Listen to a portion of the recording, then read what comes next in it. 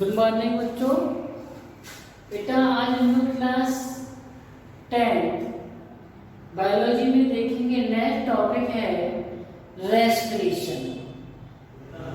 It means श्वसन। ये respiration श्वसन इसका ही स्टडी करना। इससे पहले हम लोग बेटा जो टॉपिक था न्यूट्रिशन वाला उसको एक्सप्लेन कर चुके हैं। ओके, तो यहाँ पर रेस्पिरेटरी ऑर्गन का इसमें स्टडी होगा, किस तरीके से रेस्पिरेशन होता है, कहाँ कहाँ होता है, इसमें क्या प्रोडक्ट होता है, सब बातों पर डीपली स्टडी करेंगे। ओके, तो नेक्स्ट टॉपिक है आपके लिए बेटा ये रेस्पिरेशन, इसका ही आज हम लोग स्टडी कर रहे हैं। क्वेश्चन आता है कि व्हाट इज रेस्पिरेशन, श्वसन क्या है।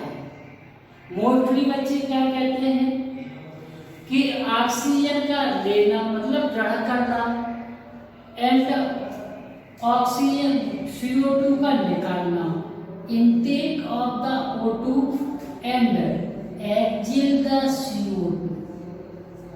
मतलब CO2 क्या हो रहा है बेटा, निकल रही है, और ऑक्सीजन क्या हो रहा है, यहाँ ले रहे हैं हम लोग। तो क्या ये रेस्पिरेशन है? ये क्वेश्चन है। Not, this is not respiration, इसको श्वसन नहीं कहेंगे। तो फिर क्या कहेंगे बेटा, यहाँ पर देखते हैं, इसको कहते हैं हम ब्रीथिंग, मतलब श्वासोच्छ्वास। श्वासोच्छ्वास कहते हैं, इसको ब्रीथिंग कहते हैं।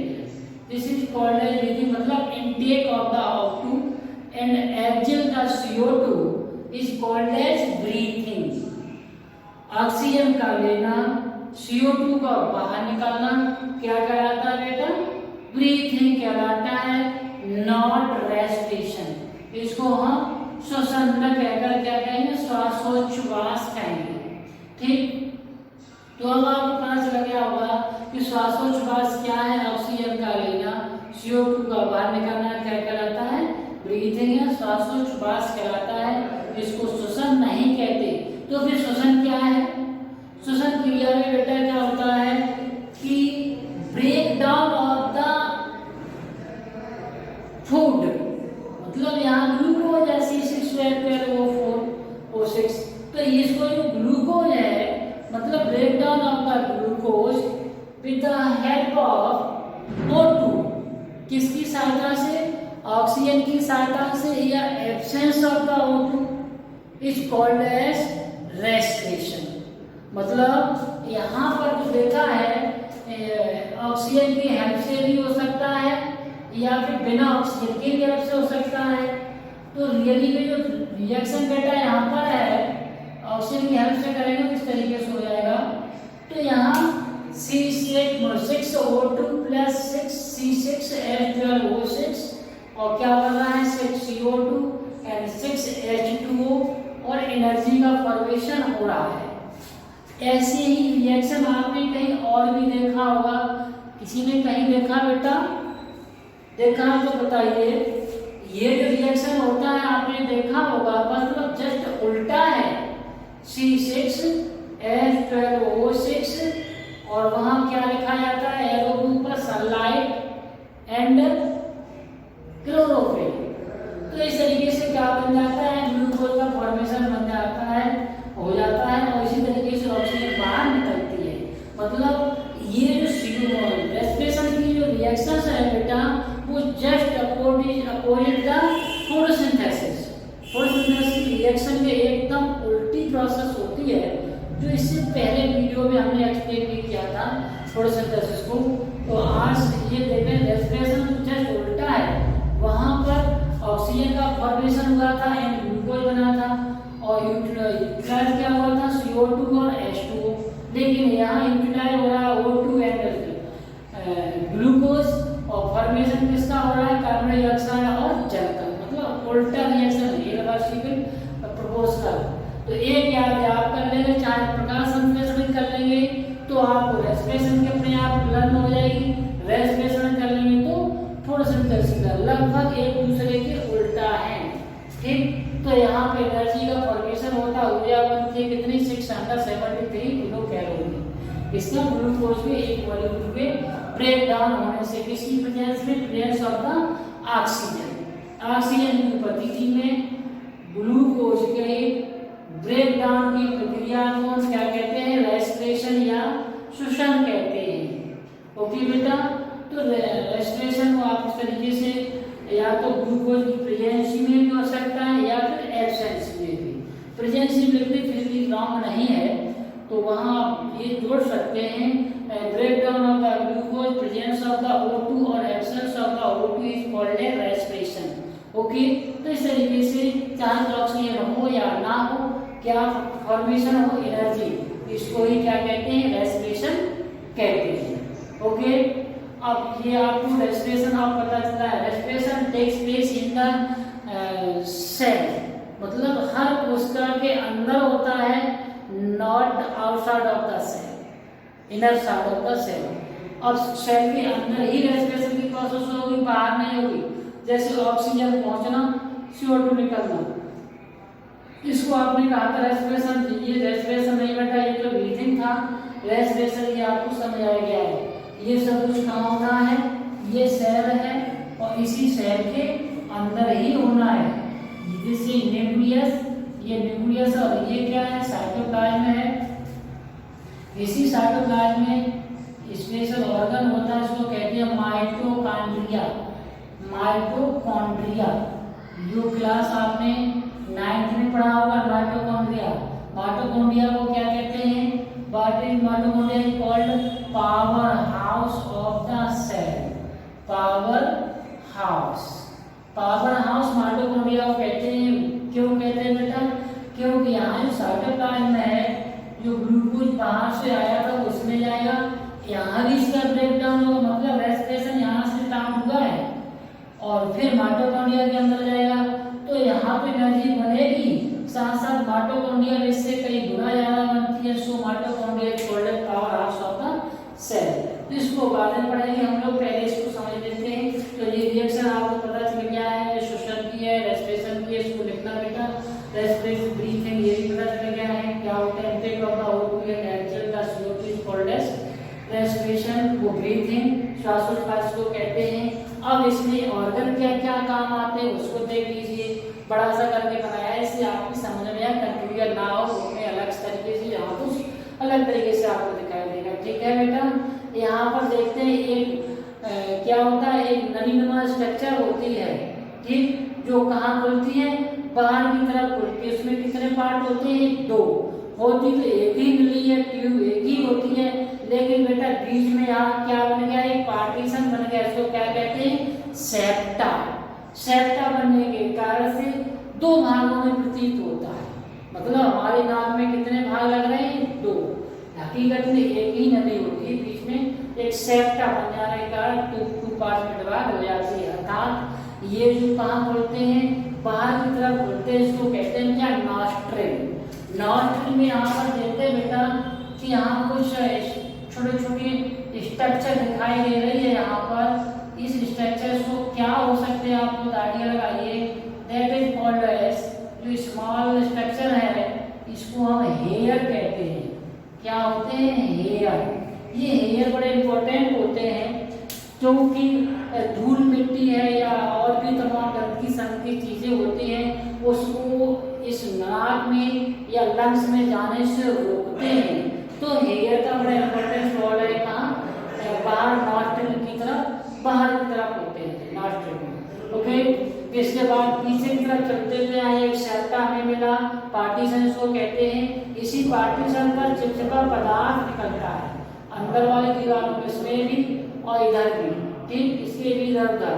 तो चिपचिपा पदार्थ क्यों निकलता है, क्या मान लिया इसे बाल जो खड़े थे उन्होंने तो बड़े बड़े जो कण हैं उसके तिनके वगैरह इनको रोकेगा, लेकिन धूल के कण हैं या पराग कण हैं वो कहाँ जाएंगे, वो तो चले जाएंगे, बाल उनको रोक ही नहीं पाएगा, तो वो अंदर जाएंगे, कहाँ चिपके जाएंगे, या किस तरीके से दीवार चिपचिपा पदार्थ है उसमें चिपक जाते हैं। इसलिए प्रकृति ने ऐसा किया है कि इसमें चिपकने के बाद में इसको समझना तो बाहर निकालते हैं। तो ये प्रोटेक्शन के लिए सब कुछ बनाया गया है, किसके द्वारा बेटा, प्रकृति के द्वारा। तो यहाँ पर देखते हैं बेटा, फिर आगे इसके बाद में यहाँ कुछ स्ट्रक्चर और है जिसका नाम है टर्मिनेलिस। टर्मिनेलिस, टर्मिनेलिस क्या होता है?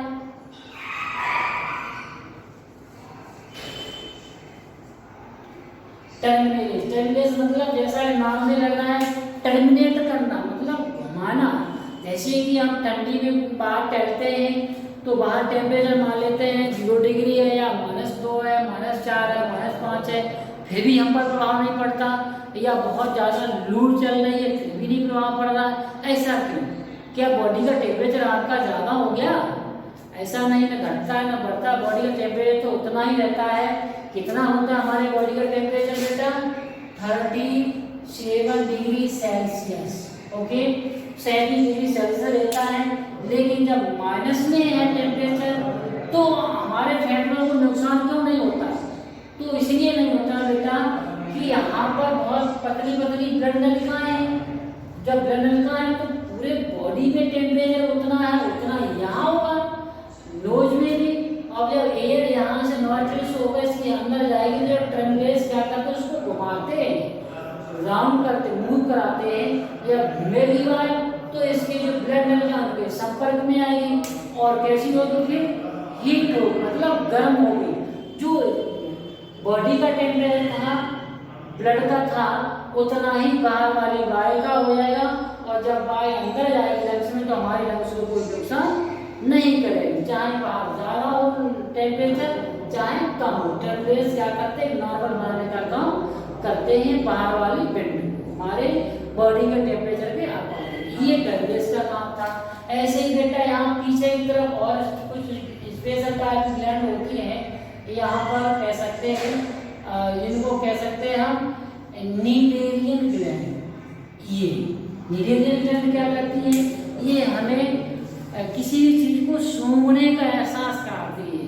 किसी चीज को सूंघना, नाक से लगाकर तब बताते हैं किस तरीके से इसमें गंध आ रही है, क्या हो रहा है। तो ये नीडेरियन ग्लैंड लास्ट में होती है। ठीक, तो ये आपका यहाँ से नोस्ट्रल से लेकर यहाँ तक का पार्ट हो गया है, नोज का पहला वाला पार्ट। और नेक्स्ट देखते हैं सेकंड है फेरेंक्स। फेरेंक्स वाला भाग एक जंक्शन की तरह से काम करता है। एक तो यहाँ से लेकर लंग्स में चला जाता है नर्स का, दूसरा जो था माउथ वाला था वो भी यहाँ से होकर और कहा जाता है हमारी इंटेस्टाइन में जाता है। तो एक तरीके से ये फेरेंक्स है एक जंक्शन की तरह से वर्क करती है। इसी फेरेंक्स के पास में एक छोटा सी स्ट्रक्चर होती है, उसको हम कहते हैं क्या बेटा? Vocal box. Vocal box, okay. ये वोकल बॉक्स जो है इसी से ही हम लोग साउंड प्रोड्यूस करते हैं। क्वेश्चन पूछता है right the name of that organ which produce the sound, तो आप लिखते हैं वोकल बॉक्स। वोकल बॉक्स कहाँ होता है? जो फेरेंक्स के पास में ही लगा होता है, इसको लैरिंक्स भी कहते हैं। वो वोकल बॉक्स का दूसरा नाम क्या है? लैरिंक्स। इसको हम लैरिंक्स भी कहते हैं। इस तरीके से वो जो वोकल बॉक्स यहाँ पर इसके पीछे लगा होता है। फिर जब चलते बेंडनुमा संरचना बनती है जिसको कहते हैं हम ट्रेकिया। क्या नाम इसका है? ट्रेकिया या रेस्पिरेटरी ट्यूब, श्वसन नाल। ठीक, इसकी लंबाई नियर अबाउट 30 सेंटीमीटर होती है। 30 सेंटीमीटर हो सकती है, ऐसे भी थोड़ा बहुत ज़्यादा कम हो सकती है। तो ये ट्रेकिया है। और ट्रेकिया में देखते हैं बहुत सी सीलिया, मतलब हेयर नुमा स्ट्रक्चर लगी होती है, इसको कहते हैं बेटा सीलिया। सीलिया, सीलिया का काम क्या है? सीलिया का काम ये है कि जैसे यहाँ चिपका पदार्थ था तो यहाँ चिपक गया था पदार्थ पर या धूल मिट्टी पर, लेकिन अब यहाँ नहीं चिपक पाए तो आगे जाएंगे नुकसान करेंगे। तो इसमें भी चिपचिपे पदार्थ भी निकलता है। साथ साथ हेयर नुमा संरचना है वो क्या करती है? धूल मिट्टी कणों को अंदर से बाहर की तरफ पहुंचाने का काम करती है। तो इसका मूवमेंट हमेशा किधर से किधर होगा? अंदर से बाहर की तरफ। सीलिया इसी वाले भाग में ही बेटा यहाँ पर कि सी की भांति कैसा लग रहा है? जैसे सी होता है उस तरीके की वहाँ कुछ स्ट्रक्चर होती है, इसको कहते हैं हम कार्टिलेज। ये कार्टिलेज बना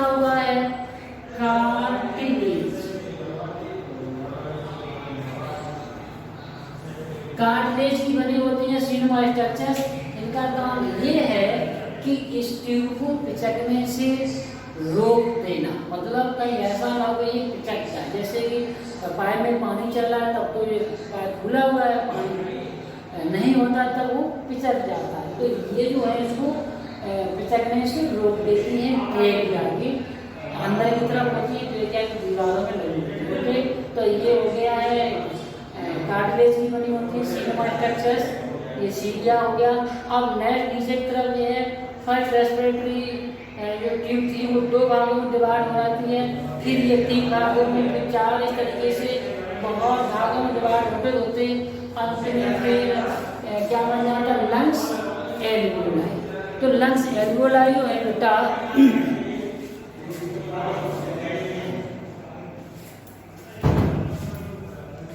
लंग्स एल्वियोलाई बेटा यहाँ पर ये यहाँ बन जाएंगे। ये एक लंग्स में near about 10 crore lungs alveoli होते हैं। कितने होते हैं? 10 करोड़, मतलब 10 करोड़ लंग्स एल्वियोलाई कहाँ होते हैं? एक लंग्स में। और होते कितने हमारे? 2 लंग्स, तो 20 करोड़ की संख्या में जो होते लंग्स एल्वियोलाई। आगे देखते हैं बेटा यहाँ पर कि जो लंग्स हैं इनके ऊपर एक कवर आपको दिखाई दे रहा है यहाँ पर, जिसको कहते हैं